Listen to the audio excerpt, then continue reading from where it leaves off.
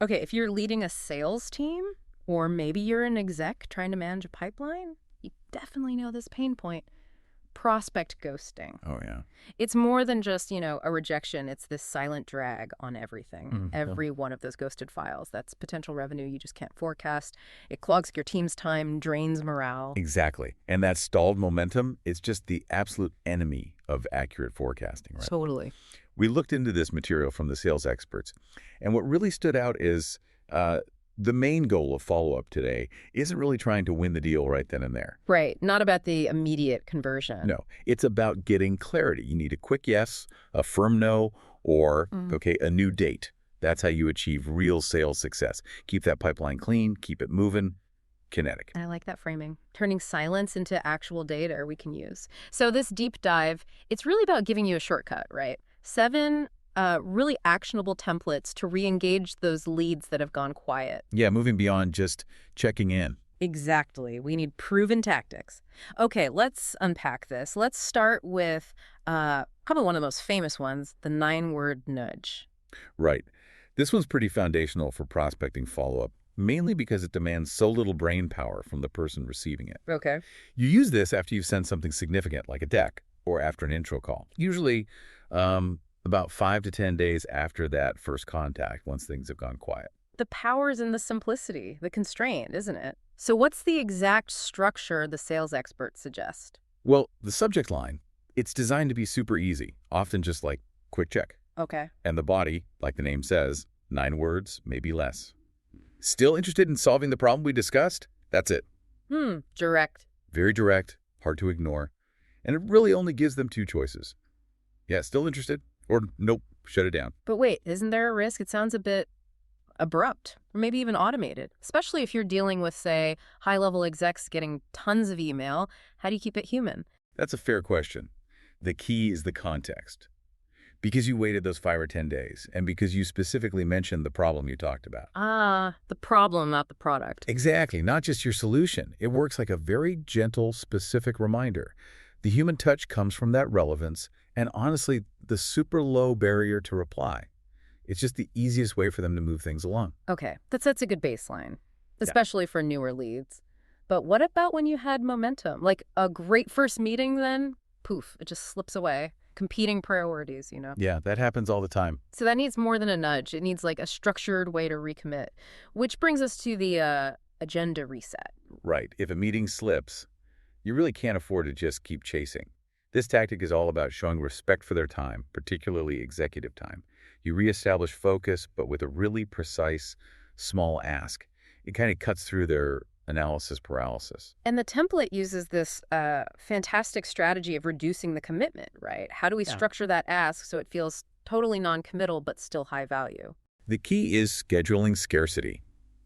The template subject line is often something like 12-minute and hold. Just 12 minutes. Yeah. And the body then lays out this micro agenda justifying every second, like 2 minutes, quick recap of our last chat.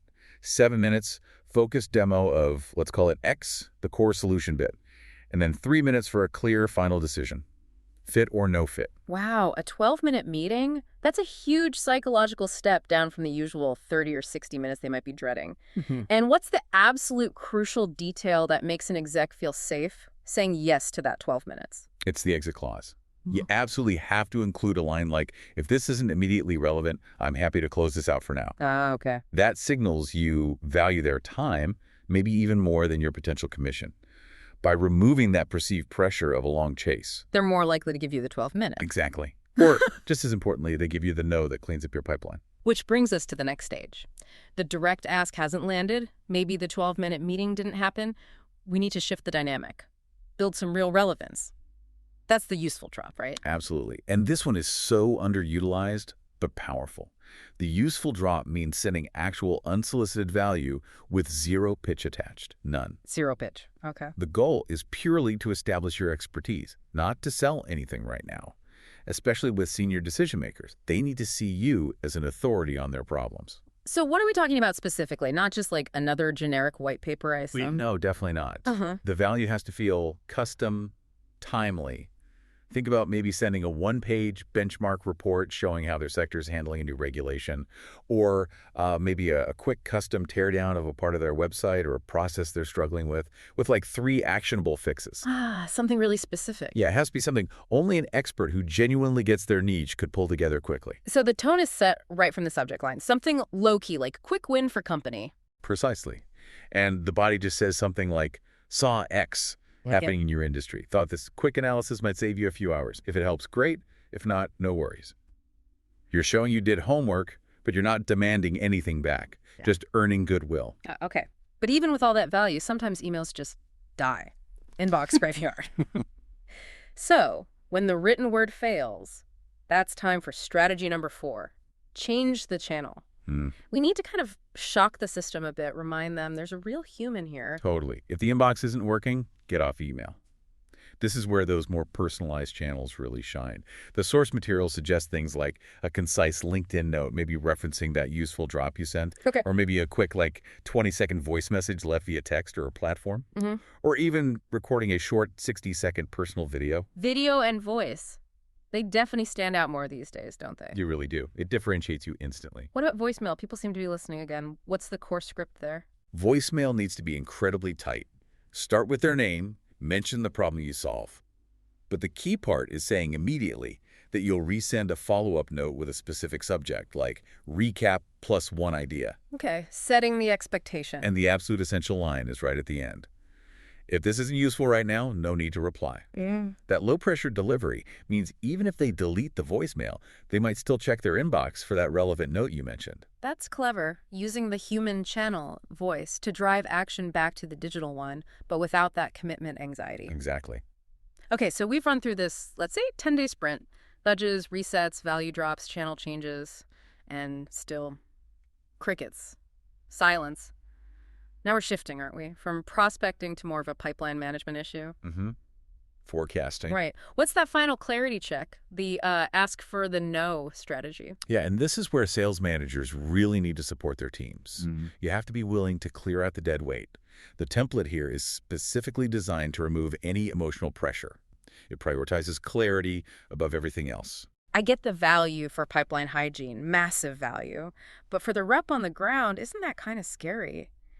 Asking for a no, how do you coach them to be okay closing that file? You coach them on efficiency. Look, chasing a dead lead costs real time and money. This strategy actually gives the prospect permission to say no, and often, counterintuitively, that makes them choose later or even yes now. How does the template do that? The subject line helps ease into it. Something like, happy to close this. Okay, takes pressure off immediately. Exactly. And the message says directly, look, if this isn't a priority now, I'll close the file so I'm not chasing you. Then you give them super simple, concrete numerical options. Turns an emotional thing into just a tactical choice. What kind of options? Like 1, not a fit right now. 2, it's a fit, but maybe later in the year. Or 3, yes, it's a fit now. Let's book time. It's fascinating. By offering the easy way out, the no, you actually make options 2 or 3 feel like the path of least resistance for them. Precisely. And no matter what they choose, you get data. You get clarity. That's the definition of a clean pipeline. Right.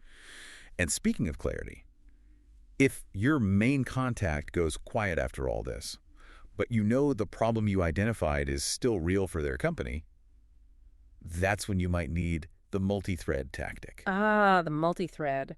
That's about reaching out politely to someone else in the organization, a peer contact, maybe. Trying to find another potential champion. That's exactly the rationale. It reflects how decisions actually get made now, right? Right. Often by groups or consensus. Yeah. So you reach out politely to someone relevant, maybe a peer of your original contact. Subject could be something like, right person for problem. Okay. In the message, you mentioned you were speaking with the original contact who's gone quiet. You share that useful one-pager or analysis you already created. Then you asked for advice. If it's not you, who would you suggest I chat with about this critical problem? Got it. It keeps the conversation alive within the account. Okay, before we map out the final cadence, let's just zoom out for a sec. Applying all these templates, it needs some rules, right? What are the essential guardrails the sales experts mentioned for actually writing these emails effectively? Yeah, connecting this to just good executive communication overall, there are basically 4 non-negotiables for sales success here. First, 1 clear ask per message. Don't confuse things. 1 ask. Got it. Second, Always add personalized context. A fact, a result, a name, maybe a recent change at their company. Make it relevant. Okay. Context. Third, and this is huge, never, ever guilt trip the prospect. It just kills goodwill and trust instantly. No guilt trips. And finally, know when to stop. Generally, after 4 attempts using these methods, unless something new, a genuine trigger, happens. Ah, the trigger. That leads perfectly to the last template, the trigger hook. This is the exception to that 4-attempt rule, right? You use this when something significant changes at their company. Exactly. The subject might be, saw the trigger at company. You use timely info. Maybe a new acquisition, a big funding round, a key leadership hire as your reason to reach out. It's a hyper-relevant. Totally. You congratulate them, but then immediately tie it back to a potential new problem or opportunity. Teams in your space often hit this specific challenge next. Want a quick 10-minute rundown of how maybe a peer company handled it? It makes your outreach timely and valuable. Okay, great. Let's put this all together into something immediately actionable for our listeners. We've got 7 powerful tools here. What's that simple 10-day prospecting follow-up cadence that execs could roll out, like tomorrow? Okay, the structure is built for efficiency. You start day 0, that's the 9-word nudge, quick test of the waters. Right. Day 0 nudge, then day 2. Day 2, you maybe step up the commitment slightly. Agenda reset. Offer that non-threatening 12-minute slot. Okay, day 5. Day 5 is the useful drop and check that value, build trust, no pitch. Got it. Day 7. Day 7, if needed, change the channel.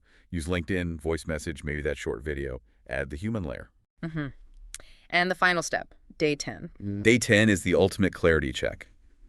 Ask for the veil. Yeah. That's your decision point.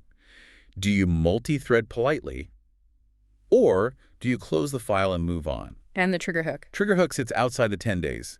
Use it anytime a relevant external event happens. Keep it in your back pocket. This really moves teams away from just, emotional chasing, doesn't it? Towards a structured, repeatable process. So for the sales execs, the managers listening, using these structured approaches, it really guarantees 2 big things. Faster answers, and maybe most importantly, a much cleaner pipeline, which means more accurate forecasting. Absolutely. That clarity in your pipeline, it translates directly to predictability in the business. That's sales success. So the final thought here, the so what for you listening. Getting ghosted, yeah, it stings, but ultimately it's feedback. That's a great way to put it. It signals something's off. Maybe the timing, maybe the problem you identified isn't quite sharp enough for them yet, or maybe the ask was just too heavy.